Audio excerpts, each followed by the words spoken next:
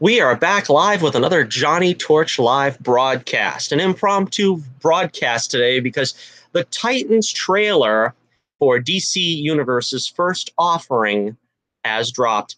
Earlier today, we got the first look at Titans, which is a more broody and angsty reinvention, I suppose, of the Teen Titans property from DC. And I honestly I couldn't keep away. I had to make sure I did this video today. So it's going to be a little bit shorter than usual, but we are going to go over the trailer. We are going to take out the salient points and discuss them. So if you're interested, get in the chat room. I got the chat room open. If not, you can comment below and I will be sure to read your comments in a subsequent broadcast. Johnnie Torch Live number 99. This is our last big broadcast before the big 100. I'm imagining the big 100th episode is really going to revolve around the San Diego Comic-Con events and stuff. I don't suppose I'm going to have a very special broadcast before then, but let's dig right into this now. So the Titans, let's see, get some images up for you so you got something pretty to look at. Robin the Boy Wonder. This is what I think the tagline for the show has become. And, you know, we don't use any harsh language on this channel, but apologies if this is a little too, potent for some of you out there. But the tagline for the show is apparently F Batman. And this comes from the mouth of Dick Grayson, Robin the Boy Wonder, something that I think Burt Ward would... I don't think Burt would approve of, but I don't know. Maybe somebody should ask him what he thinks about this. And a lot of people, this has made some waves out there in social media. A lot of people are not quite sure what to make of that. I for one, am... I would be appalled if I wasn't so... I don't know. I find it comical for some reason. I don't know why. But it is appalling because this is not in character with Dick Grayson. And I should know because Dick Grayson is my favorite Robin. This seems more like behavior that you would get from a Jason Todd or, of course, a Damian Wayne. I don't know what to tell you other than I think they're just trying to go for a dark, brooding, grim, gritty, aping the Netflix Marvel shows. I think they're trying desperately to give us a show on par with Daredevil, The Punisher, etc., etc., etc. And that's not really something you can do with Robin, the Boy Wonder. Of course, this is also... I really didn't want to start with Robin because this is the big problem, because, of course, we have other things in the show that are sort of below our expectations. I guess we'll get to that later, but the problem I'm having is particularly with Robin killing. And it seems to me that Robin is a very thoughtless killer in this trailer. He's using one of the punks' guns to basically mow down some of the other, punks, thugs, whatever, in the alley. He's yanking a guy across the alley, which I'm not sure if that speared the guy. I don't know because it went by so fast. But I think the coup de grace was basically him stepping on a guy's neck and basically killing a guy under his boot. That, to me, does not speak of Robin the Boy Wonder. That, to me, does not speak of Dick Grayson. That, to me, does not speak of Nightwing, which he really should be at this point in his career. But I guess Robin sells a little bit better on the posters or whatever. But still, that is not Robin. That is not Dick Grayson's Robin, at least. And that's the thing I find appalling. That's the thing I find repulsive. I personally hate it. Get ready for a rant. The rant is imminent. I personally hate it when they give us the emotionless, feelingless, cold-hearted Batman. And that is something that even, in all honesty, the Batman, the animated series, to an extent, embraced. I don't like when they embrace the cold-hearted Batman. That is a Batman that is cold, calculating, ruthless, doesn't really think of others, doesn't really give a crap about the collateral damage. And trust me, to some extent, all the great Batman incarnations have embraced that. But this is something even I think, like I said, Batman the Animated Series started going down that route when they had Dick become Nightwing. And even there, they kind of showed that Batman always has a method to his supposed madness. He isn't really cold-hearted. He is just doing the best he can to protect his charges and to get the most out of the Batman icon. To strike terror in the hearts of evildoers, you have to show yourself to be a remorseless, unfeeling creature. And for some reason, it seems like Dick Grayson never could get with that. Like I said, in some cases, I think they overplayed that in many incarnations, but Dick Grayson has never fallen to this level of being what looks like a wanton killer. I mean, he's saying F you to Batman, basically, but what is he doing that is any different than what he perceives Batman to be doing? That is not on Batman. That's on you, sir. You should be ashamed of yourself, acting like this and then blaming Batman for it. Batman did not make you break necks. This is an embarrassment to the character of Dick Grayson. Now, I'm going to try to withhold judgment and pronounce the series a failure without seeing it entirely. So let's hold our horses a little bit and just say that perhaps there's a story arc here that Dick Grayson has to get around. This, as is not the Dick Grayson of the comics. This is not Dick Grayson as depicted in at least 90% of the incarnations of Batman that I'm aware of. Dick Grayson is not a wanton killer. Batman would not have taught him this way. He would not have learned this from Batman, and then later would be blaming Batman for this being part of his modus operandi or persona. Batman did not teach you to do this. Batman does not kill. Unless, of course, you're the Michael Keaton Batman. Or the Ben Affleck Batman. Or the Val Kilmer Batman. Or the Christian... Well, look, let's just put it this way. Robin would not kill, okay? So that is something we have to get under consideration here before we go any further with this program. All right, so let's move on now to some of the other characters, and let's see what else.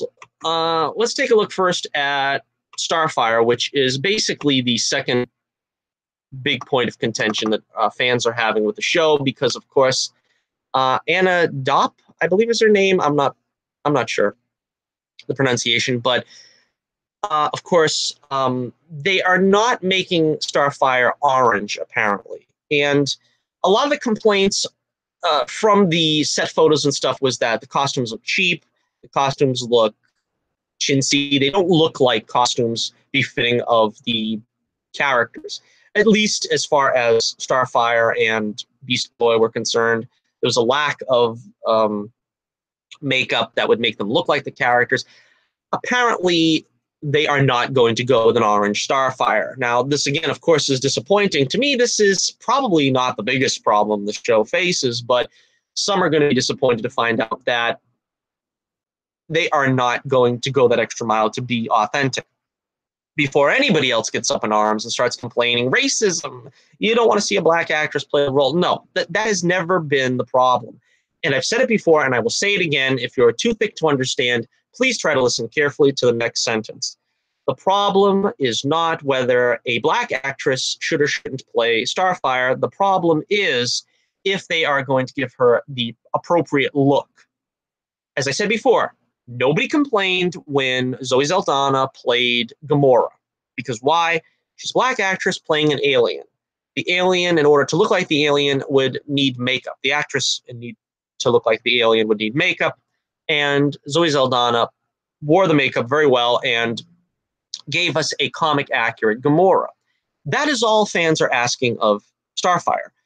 The problem is not with the actress. The problem is not that the actress is black, because that makes no difference when you're an alien under makeup. It doesn't make any difference what kind of ethnicity they chose for this role. They could have chosen an Asian actress, Latino actress, would have made no difference as long as they made her look like the character from the comics.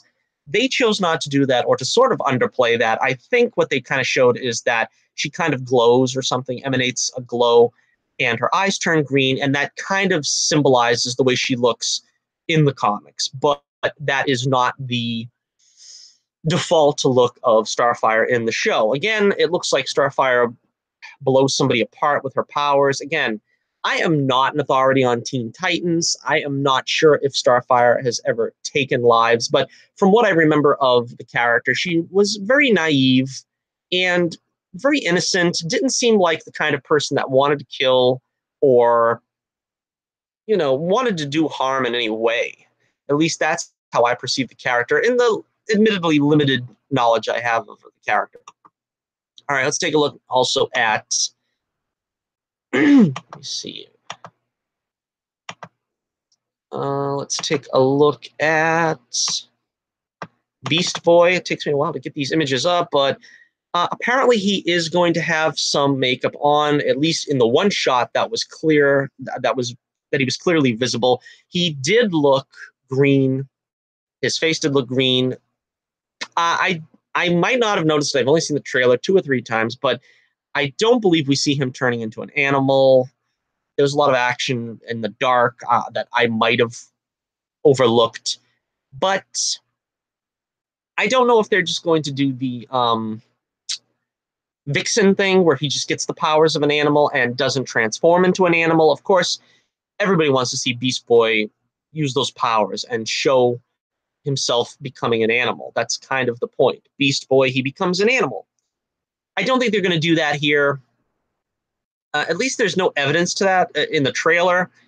Not too much of Beast Boy in the trailer. So I don't know if this is one of the biggest issues of the series. We're going to have to find out once we take a closer look.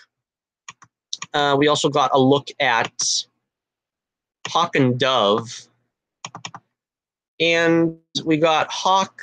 No, this is Dove. Dove, not really living up to her name as Dove, but she basically tears this guy's face off. And again, this is the problem I have with R-rated comic properties.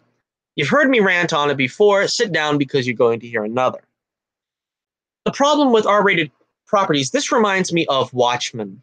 And the problem you have with it is you want the comic book characters to look exactly like they stepped off the page. You want them to look like they did on the page, and then you put them in these ultra gritty, realistic situations where it looks ridiculous. If you've seen a woman dressed like this in real life and she's tearing people's faces off, you've got a conflicting message there. You have the gritty realism with the absurdity of the 4-color comic. It doesn't mesh well. They keep trying to do this, and I guarantee you it is going to go down because people are not going to gravitate to the brutal violence with the 4-color cartoony comic outfits. And that's the reason why you've always had a dearth of colorful costumes when they've tried to make gritty and serious superhero films, because you can't take the concept seriously. The concepts are mutually exclusive, in other words. Unless you're making like a spoof, I guess, like Deadpool, and the joke is, oh yeah, we're doing a superhero film and it's going to be as antithetical to what you're used to. But this is not supposed to be a parody or a satire or anything. So you're going to eventually run into the problem of the costumes are too ridiculous for the mature, quote unquote, mature fan. And the settings and the concept is too graphic for the young fans. This is not a child's show. This is not something you're going to be able to share with the kiddies. And I don't know. I don't think the concept can last if we continue to do this. The problem is, as I said, with Marvel's Netflix, they pretty much ruined Daredevil in this way, because the character should be broad and 4-color, but they're not really allowing him to be that swashbuckling, all-ages hero that the costume would have you believe. And so the same thing applies here, where in Marvel's shows, they're not giving you the Luke Cage with the big gold jacket and the metal tiara. They're not giving you Iron Fist with the, V-neck, billowy shirt. They're giving you basically the gritty realism that kind of approach that they're taking belies. And I think the same thing here is going to be in effect. You're going to find people either thinking it's ridiculous because the costumes are very, very accurate and off the page, but the situations are far too grim and gritty to, coalesce with that. And that's a problem, I think. All right, so let's take a look at Hawk now. Not really a great image of him, but we have Hawk. I don't know. From that picture, you could have told me he was any number of 1,000 generic heroes. I don't know. It's like he looks very Kirby-esque. Although Hawk and Dove, I think, was created by Ditko. So there you have Hawk. The Acolyte, I don't have an image of him, but apparently he eats people or drinks blood or something, which is another thing that is going to sort of alienate the show from younger viewers. And of course, we have Raven. And Raven does look somewhat like her comic counterpart, where she has purple hair and the hood and the strange ghastly look. Talking about the trailer itself, we have some interplay there between Raven and Dick Grayson. Apparently, Dick Grayson is a policeman in this episode. I think that did happen in the comics, but I've never really liked that concept because I never understood the concept of the vigilante and being a policeman at the same time. And to me, Dick Grayson never seemed to be policeman material. But they did this with John Blake in Dark Knight Rises. It was supposed to be, again, you can't have the colorful costume, so in that dark setting and environment, you had to have the Robin equivalent be a policeman. So apparently, Raven knows Grayson from the Flying Graysons. And as I said, I am very happy they went back to the Flying Graysons for the origin of Dick Grayson, a.k.a. Robin. And I'm going to get my last image up here. We'll just leave this one up for the rest of the broadcast. But she apparently saw, because she says, you're the boy from the circus. She apparently saw the death of the Graysons. The problem I have with this is it looks like Dick is way too old in that flashback scene or whatever that was supposed to be. It doesn't look like Dick is old enough to have been Robin for several years and trained and been the partner of the Cape Crusader and now become a policeman. I would have thought that Robin would have been much younger in that flashback, I guess is what I'm trying to say. But if you do that, you're not going to be able to tie his story into Raven, who apparently was there to witness the death of the Graysons. This is kind of something that people complain about with Batman Forever, that Dick Grayson was too old when they were doing the death of the Graysons. But in that story, it made sense because you didn't want to wait.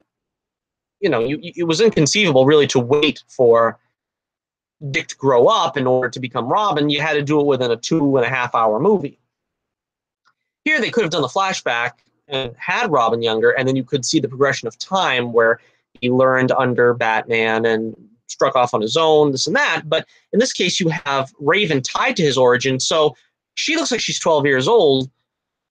Robin should have been 12 years old when his parents died, or something around that age, and instead we have like Robin being 28 years old when his parents died and 28 years old when he's striking off on his own. There's a good 15 years there or so that probably should have been expounded on. So I don't know. I don't really know. I don't really know what to think of that. But the rest of the trailer, this the bloody violence. We have I keep confusing their names. Dove is the female one, and she's the one that I guess splits this guy's leg. Violence, again. I don't need to see blood and violence in order to be satisfied with my comic book fare. I don't really want to have to watch this show in between crossed fingers. That's just me. So that's another reason why I wasn't that impressed. We also have, as I said, the Acolyte with his bloody face. I don't know if he was eating somebody or something. We also have, let's see, Raven saying something along the line. I didn't take any notes from this. I'm trying to recall from memory. Raven saying something about when she was young, her mother used to say that there are no monsters, and of course Robin says there are monsters or something like that. And Raven also says that she likes cutting loose as Raven sometimes, and that obviously scares her to some extent. So I think they're basically modeling the show around the story of Raven and Dick Grayson. That apparently seems to be what they're doing. It's been described as a 13-hour movie, so this is supposedly all going to come together at some point and make them the Titans. But as of now, they are all individuals that are sort of coming together slowly in degrees. All right, so final analysis here. The trailer, I'm going to have to give it, being generous, I'm going to say 2.5 stars out of 5. I don't mind the aesthetic. I think the look is pretty good. The Robin costume is pretty good. The Hawk and Dove costumes are pretty good. They're from the page.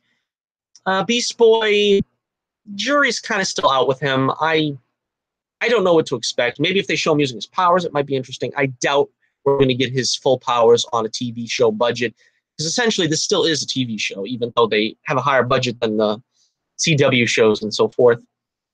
Starfire, don't think so. Not impressed. Raven, so-so. Like, I would put her in the category of Beast Boy. Maybe we'd have to see some more from her. I don't know.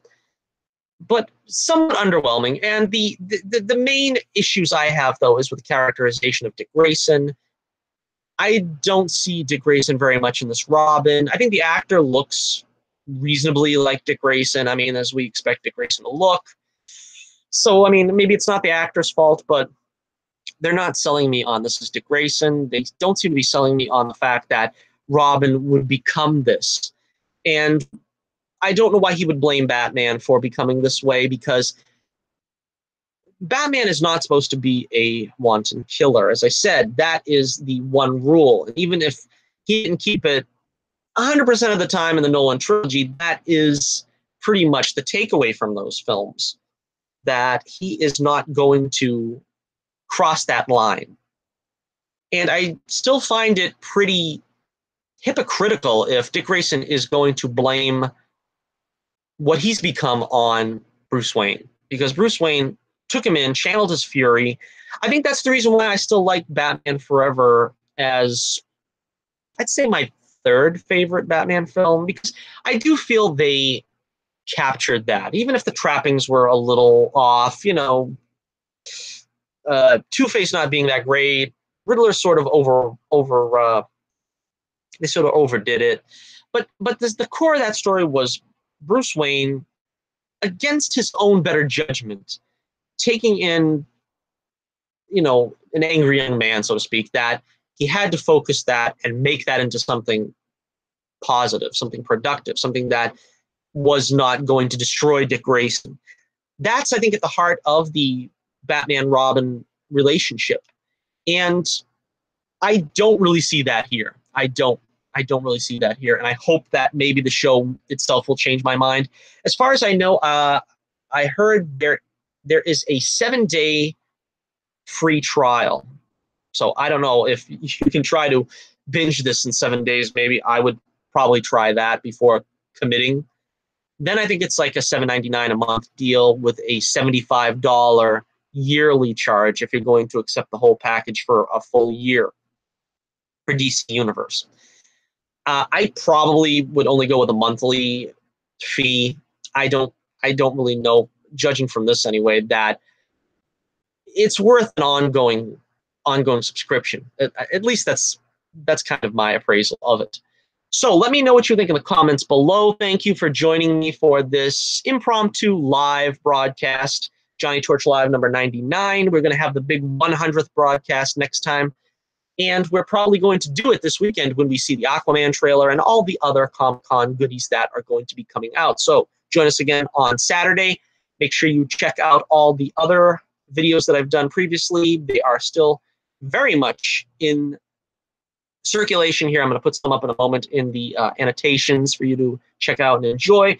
Check out the link in the description below for my website, The Adventures of Bullets Bourbon Comics. Yours truly is the author, creator, artist, and general all-around handyman of the series.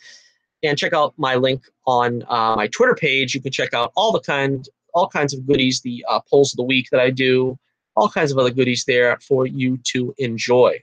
Until next we meet, this is Johnnie Torch reminding you once again, keep the flame burning brightly, and I'll be with you again real soon.